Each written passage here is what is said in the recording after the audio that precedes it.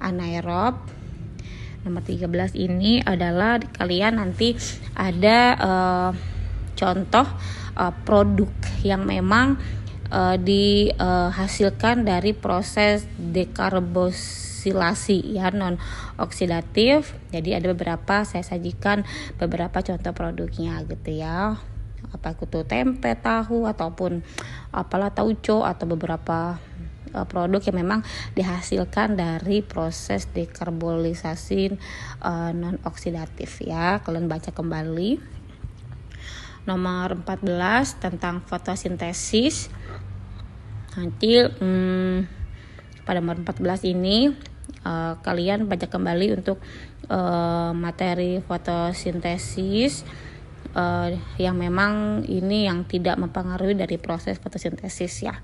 Baca kembali. Nomor 15 tentang gen. Masih ingat ya beberapa tentang DNA, RNA, zigot gitu ya, tentang gamet dan sel telur.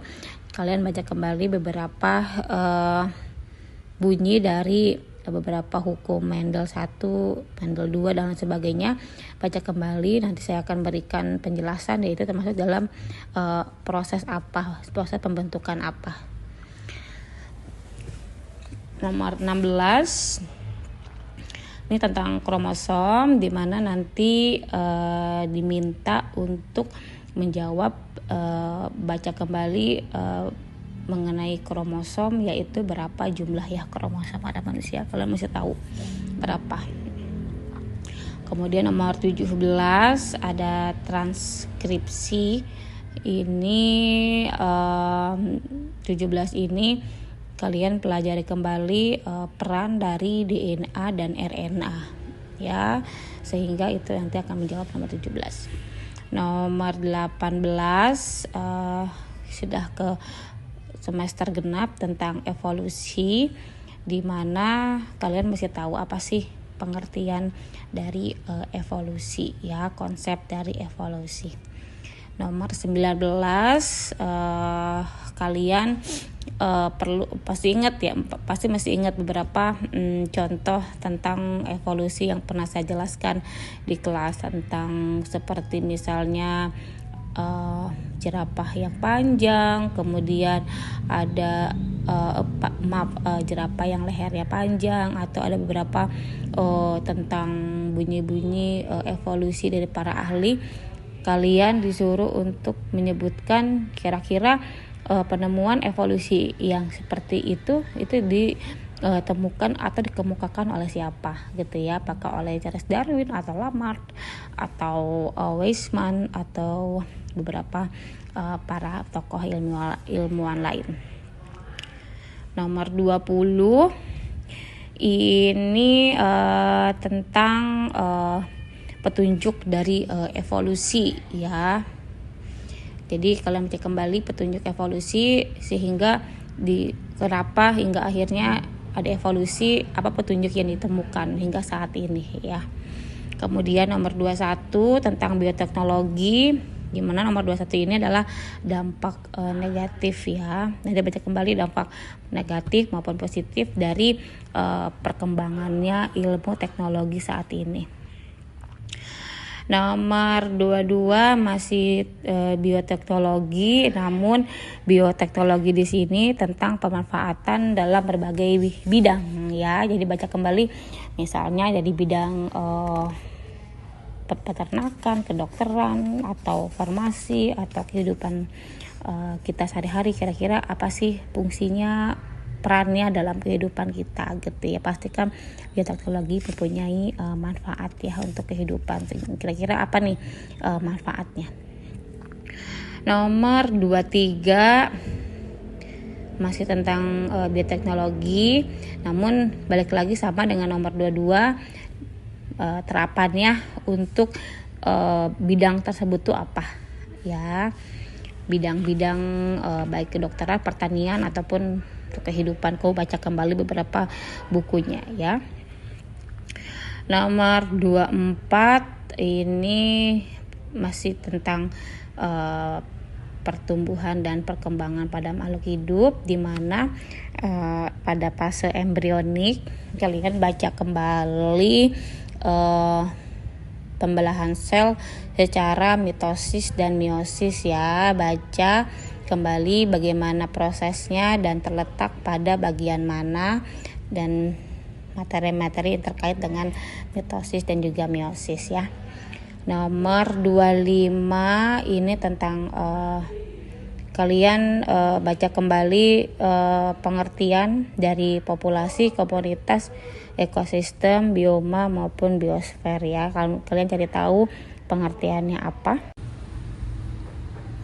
Baik, kita lanjut lagi ke nomor 26 ya. Nomor 26 ini adalah mengenai bagian pada tumbuhan dikotil ya, dimana saya memberikan soal tentang beberapa bagian tumbuhan pada pohon dikotil. Jadi mana titik pada tumbuhan dikotil ini, titik tumbuhan yang primernya itu pada bagian apa ya.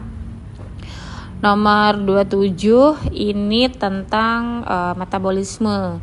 Jadi saya memberikan ada soal tentang salah satu proses dari metabolisme. Jadi itu dinamakan proses apa? Contohnya misalkan respirasi kah, anabolisme kah, katabolisme kah, disimilasi atau transpirasi.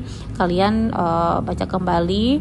Jadi yang saya sebutkan itu termasuk dalam proses apa gitu ya. Kemudian nomor 28 tentang sistem gerak. Jadi saya memberikan penyakit atau kelainan maaf. Nomor 28 ini tentang sistem gerak, di mana dijelaskan tentang macam-macam sistem gerak. Jadi saya memberikan pada nomor 8 ini apa sih fungsi dari rangka ini yang benar pada tubuh manusia. Ya, nomor 28 ini adalah fungsi dari sistem rangka. Kemudian nomor 29 ini baru kelainan ya, maaf ketukar tadi. Nomor 29-nya baru tentang kelainan dari sistem gerak, penyakit-penyakit yang memang berkaitan dengan sistem gerak. Kemudian nomor 30 ini tentang sel, di mana kalian perlu tahu beberapa jaringan dasar atau jaringan pengisi pada tumbuhan ya. Di antaranya baca kembali, yaitu adalah oleh parenkim atau kolenkim, mesenkim, sklerenkim ataupun nosofil ya. Silakan baca kembali beberapa jaringan dasar pada tumbuhan ya. Kemudian nomor 31 tentang genetik. Jadi kalian 30 tentang 31 ini tentang genetik. Saya memberikan tentang komponen kimiawi penyusun sel. Jadi apa saja komponen kimiawi yang memang penyusun sel dan membawa informasi genetik pada manusia ya. Baca kembali untuk materi genetik. 32 balik lagi ke tentang metabolisme, di mana 32 ini mengenai perpindahan zat ya melalui membran, itu disebut dengan apa gitu ya, tentang metabolisme. Kemudian nomor 33 ini tentang keanekaragaman hayati. Jadi saya memberikan beberapa contoh keanekaragaman hayati. Kalian baca kembali untuk keanekaragaman hayati tingkat gen ya. Silahkan kalian baca kembali apa contoh dari beberapa makhluk hidup yang terkait dengan keanekaragaman hayati tingkat gen. Nomor 34 itu tentang sumber daya alam, di mana sumber daya alam ini apa upaya yang memang dilakukan untuk menjaga ya sumber daya alam ini, apa upaya yang perlu dilakukan. Di nomor 35 ini tentang virus. Jadi saya memberikan contoh penyakit atau kelainan yang disebabkan oleh virus. Nomor 36 juga sama, 36 ini tentang virus, sama-sama virus yang memang penyakit yang memang disebabkan oleh virus yang memang hanya ada di Indonesia ya.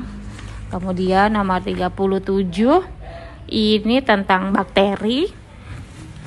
Jadi menurut kalian bakteri diberikan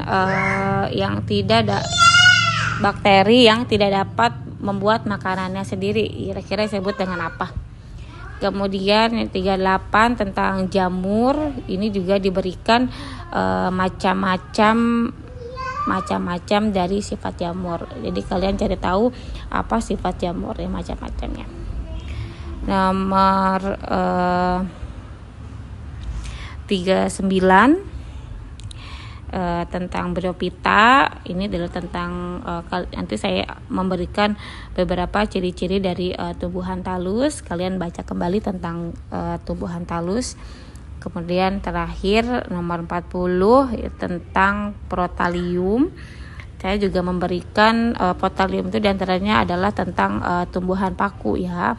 Jadi kira-kira saya memberikan penjelasan mengenai tumbuhan paku, di mana menurut kalian tumbuhan paku ini dihasilkan oleh apa? Gitu ya, menghasilkan apa pohon paku ini sehingga dia bisa menjadi menghasilkan tumbuhan yang baru itu melalui apa gitu ya. Oke, itu saja penjelasan mengenai kisi-kisi untuk USP. Selamat belajar, semoga hasilnya baik, semoga video ini dapat membantu proses kalian belajar dan membantu kalian dalam proses pengisian soal USP. Selamat menjalankan USP ya. Terima kasih. Assalamualaikum.